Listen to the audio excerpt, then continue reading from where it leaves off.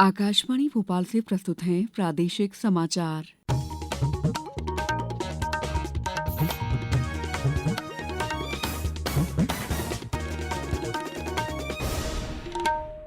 नमस्कार, समाचारों के साथ मैं दीपा सिंह। सबसे पहले मुख्य समाचार। 17 फरवरी से भारत दौरे पर फ्रांस के राष्ट्रपति Emmanuel Macron Bharat AI impact summit में लेंगे हिस्सा। संसद में आज भी केंद्रीय बजट पर चर्चा जारी रहेगी। मुख्यमंत्री डॉ मोहन यादव आज उज्जैन में महाकाल वन मेले का शुभारंभ करेंगे। और राज्य सरकार का बड़ा फैसला, 2005 के बाद नियुक्त कर्मचारियों के परिवार को भी मिलेगी पेंशन। अब समाचार विस्तार से। फ्रांस के राष्ट्रपति इमैनुअल मैक्रों 17 से 19 फरवरी तक भारत के 3 दिवसीय दौरे पर आएंगे। दौरे के दौरान मुंबई में Bharat France year of innovation का शुभारंभ किया जाएगा। राष्ट्रपति मैक्रों नई दिल्ली में 16 से लेकर 20 फरवरी तक आयोजित होने वाले भारत एआई इम्पैक्ट समिट में हिस्सा भी लेंगे। इस समिट में आर्टिफिशियल इंटेलिजेंस और भविष्य की तकनीकों पर वैश्विक चर्चा होगी। भारत ने ब्रिटेन और उत्तरी आयरलैंड के साथ सामाजिक सुरक्षा को लेकर एक अहम समझौता किया है। इस समझौते पर नई दिल्ली में विदेश सचिव विक्रम मिश्री और ब्रिटिश उच्चायुक्त लिंडी कैमरन ने हस्ताक्षर किए।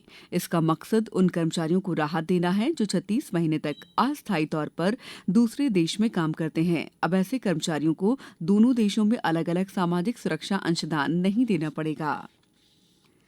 संसद के दोनों सदनों में आज भी केंद्रीय बजट 2026-27 पर चर्चा जारी रहेगी। कल राज्यसभा में अलग अलग दलों के सांसदों ने बजट को लेकर अपने विचार रखे। कुछ सांसदों ने बजट को आर्थिक स्थिरता और विकास को बढ़ावा देने वाला बताया। वहीं विपक्षी सांसदों ने बच्चों के खर्च, बेरोजगारी और महंगाई जैसे मुद्दों पर चिंता जताई। लोकसभा में भी बजट पर बहस हुई, जहां सरकार और विपक्ष के बीच तीखी नोकझोंक देखने को मिली। मुख्यमंत्री डॉ मोहन यादव आज उज्जैन में महाकाल वन मेले का शुभारंभ करेंगे। ये मेला 16 फरवरी तक समृद्ध वन खुशहाल जन थीम पर आयोजित होगा। मुख्यमंत्री इस मौके पर प्राकृतिक होली गुलाल, महाकाल स्मृति उपहार और महाकाल वन प्रसादम की शुरुआत करेंगे। उज्जैन में पहली बार आयोजित हो रहे इस मेले में वन उत्पादों और हर्बल चीजों की प्रदर्शनी लगेगी। इसके साथ ही मेले में वनवासियों और स्वयं सहायता समूहों तथा आयुर्वेद से जुड़े उत्पादों की करीब 250 स्टॉल्स होंगी। राज्य की विधानसभा का बजट सत्र 16 फरवरी से शुरू होने जा रहा है। ये सत्र 6 मार्च तक चलेगा, जिसमें बजट समेत कई अहम मुद्दों पर चर्चा होगी। राज्य के सूक्ष्म, लघु और मध्यम उद्यम मंत्री चैतन्य कश्यप ने बजट सत्र की तैयारियों को लेकर जानकारी दी। अगली विधानसभा का सत्र है, उसमें 18 तारीख को बजट पेश किया जाएगा और मुझे लगता है बजट अपने आप में एक बड़ा संतुलित और विकास उन्मुखी बजट होगा तथा मुख्यमंत्री मोहन यादव जी के नेतृत्व में मध्य प्रदेश ने जिस तरीके से हर क्षेत्र में जीडीपी के अंदर भी विकास हुआ है, औद्योगिकरण के अंदर विकास हुआ है और करीब करीब 8 लाख करोड़ से ज्यादा के प्रस्ताव हम जमीन पर उतार चुके हैं। अब अगली बार आप लोगों के बीच में हम लेकर के चर्चा करेंगे। विधानसभा का सत्र भी 16 तारीख से प्रारंभ होने वाला है। समाचारों में वक्त है ब्रेक का। ये समाचार आप आकाशवाणी मध्य प्रदेश से सुन रहे हैं। ये समाचार बुलेटिन YouTube पर Madhya Pradesh news all India radio channel पर और Facebook साथ ही X प्लेटफॉर्म पर AIR न्यूज भोपाल पर सुने जा सकते हैं। इसके अलावा आप हमारी वेबसाइट newsonair.gov.in पर अथवा न्यूज ऑन AIR ऐप पर भी समाचार सुन सकते हैं। ब्रेक के बाद समाचारों में आपका एक बार फिर स्वागत है। राज्य सरकार ने कर्मचारियों के हित में बड़ा फैसला लिया है। करीब 50 साल पुराने पेंशन नियम में बदलाव को कैबिनेट ने मंजूरी दे दी है। अब 2005 के बाद नियुक्त कर्मचारियों के परिवार को भी पारिवारिक पेंशन मिलेगी। कर्मचारी के निधन पर पत्नी और फिर आश्रितों को पेंशन का लाभ मिलेगा। वहीं तलाकशुदा, परित्यक्ता, विधवा और अविवाहित बेटियां भी पारिवारिक पेंशन की हकदार होंगी। सरकार का कहना है कि इस फैसले से प्रदेश के करीब 7 लाख कर्मचारियों और उनके परिजनों को फायदा होगा। इलेक्ट्रॉनिक्स और आईटी राज्य मंत्री जितिन प्रसाद ने कल नई दिल्ली में इंडिया एआई प्रदर्शनी बस को हरी झंडी दिखाई। ये बस 16 फरवरी से शुरू होने वाले इंडिया एआई इम्पैक्ट समिट की तैयारियों का हिस्सा है। इस बस का मकसद युवाओं को आर्टिफिशियल इंटेलिजेंस के इस्तेमाल और फायदों के बारे में समझाना है। बस स्कूलों, कॉलेजों और आईटीआई में जाकर एआई की ट्रेनिंग देगी।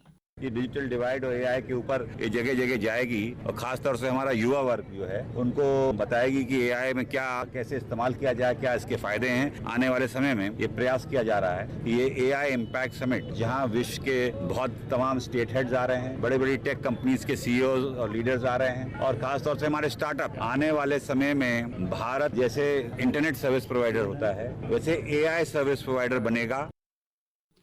मुख्यमंत्री डॉक्टर मोहन यादव ने डबरा की घटना पर दुख जताते हुए मुआवजे की घोषणा की है। हादसे में जान गंवाने वाली महिला के परिजन को 4 लाख रुपए दिए जाएंगे। वहीं गंभीर रूप से घायल 2 महिलाओं और एक बच्ची को 1-1 लाख रुपए की सहायता मिलेगी। कल डबरा के नवग्रह शक्तिपीठ में कलश वितरण के दौरान भगदड़ मच गई थी। इस घटना में एक महिला की मौत हुई और कई लोग घायल हो गए थे। राज्य के आयुष मंत्री इंदर सिंह परमार ने कल नई दिल्ली में केंद्रीय आयुष मंत्री प्रताप राव जाधव से मुलाकात की। इस दौरान उन्होंने उज्जैन में अखिल भारतीय आयुर्वेद संस्थान की स्थापना का अनुरोध किया। श्री परमार ने नए आयुर्वेद और होम्योपैथी कॉलेज खोलने के साथ ही वेलनेस टूरिज्म को बढ़ावा देने की मांग रखी। उन्होंने टीकमगढ़ में 50 बिस्तरों वाला आयुष अस्पताल खोलने के लिए भी केंद्र से सहयोग मांगा। राज्य में 12वीं की बोर्ड परीक्षाएं कल से शुरू हो गई हैं। पहले दिन अंग्रेजी का पेपर शांतिपूर्ण ढंग से संपन्न हुआ। हालांकि भोपाल और ग्वालियर संभाग में नकल के कुल 13 मामले सामने आए हैं। बोर्ड के मुताबिक बाकी सभी परीक्षा केंद्रों पर परीक्षा व्यवस्थित और शांत रही। इस साल करीब 7 लाख छात्र बोर्ड परीक्षा में शामिल हो रहे हैं।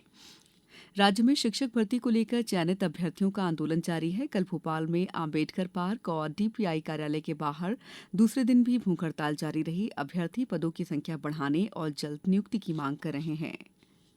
मध्य क्षेत्र विद्युत वितरण कंपनी ने जनवरी में करीब 5,20,000 उपभोक्ताओं को टाइम ऑफ डे योजना के तहत बिजली बिल में छूट दी है। इस दौरान कुल 3 करोड़ 61 लाख रुपए से ज्यादा की रियायत दी गई है। राज्य के 8 जिलों के 12 ब्लॉकों में एमडीए 2026 अभियान चलाया जाएगा। इस अभियान की शुरुआत केंद्रीय स्वास्थ्य मंत्री जेपी नड्डा ने वर्चुअल तरीके से की है। इसका मकसद फाइलेरिया जैसी बीमारी से लोगों को बचाना है। विश्व धरोहर खजुराहो में 52वां खजुराहो नृत्य समारोह 20 फरवरी से शुरू होगा। यह आयोजन 26 फरवरी तक चलेगा। इस साल समारोह की थीम नटराज रखी गई है, जो नृत्य की आध्यात्मिक ऊर्जा को दर्शाती है। समारोह में दिग्गज कलाकार प्रस्तुति देंगे। इसमें भरतनाट्यम, कथक, ओडिसी, कुचिपुड़ी और मोहिनी अट्टम जैसे नृत्य देखने को मिलेंगे। राज्य में अब धीरे धीरे गर्मी का असर दिखने लगा है। भोपाल और इंदौर समेत प्रदेश के 15 शहरों में दिन का तापमान 30 डिग्री से ऊपर पहुंच गया है। हालांकि रात के समय ठंड अभी बनी हुई है और 11 शहरों में तापमान 10 डिग्री से नीचे दर्ज किया गया। मौसम विभाग का कहना है कि फिलहाल बारिश के आसार कम हैं और 13 और 16 फरवरी को पश्चिमी विक्षोभ के असर से मौसम में बदलाव हो सकता है। आईसीसी पुरुष टी20 विश्व कप में पाकिस्तान ने अमेरिका को 32 रन से हरा दिया। ये मुकाबला कल रात कोलंबो के सिंहली स्पोर्ट क्लब में खेला गया। अब कुछ समाचार संक्षेप में। मंडला में मोटे अनाज को लेकर लोगों को जागरूकता बढ़ाने के उद्देश्य से कृषि विकास विभाग 13 और 14 फरवरी को 2 दिवसीय मिलेट फूड फेस्टिवल का आयोजन कर रहा है। यह आयोजन पुलिस ग्राउंड मंडला में किया जाएगा। खंडवा जिले में कुष्ठ रोगी खोज अभियान आज से शुरू हो रहा है, जो 5 मार्च तक चलेगा। इस अभियान के तहत शहरी और ग्रामीण इलाकों में स्वास्थ्य टीम घर घर जाकर संभावित कुष्ठ रोगियों की पहचान करेगी। विश्व एनीमिया दिवस के मौके पर कल जबलपुर के शहरी सामुदायिक स्वास्थ्य केंद्र मनमोहन नगर में एनीमिया जागरूकता कार्यक्रम आयोजित किया गया। इस बुलेटिन में बस इतना ही। अगला बुलेटिन दोपहर 2:10 पर। नमस्कार।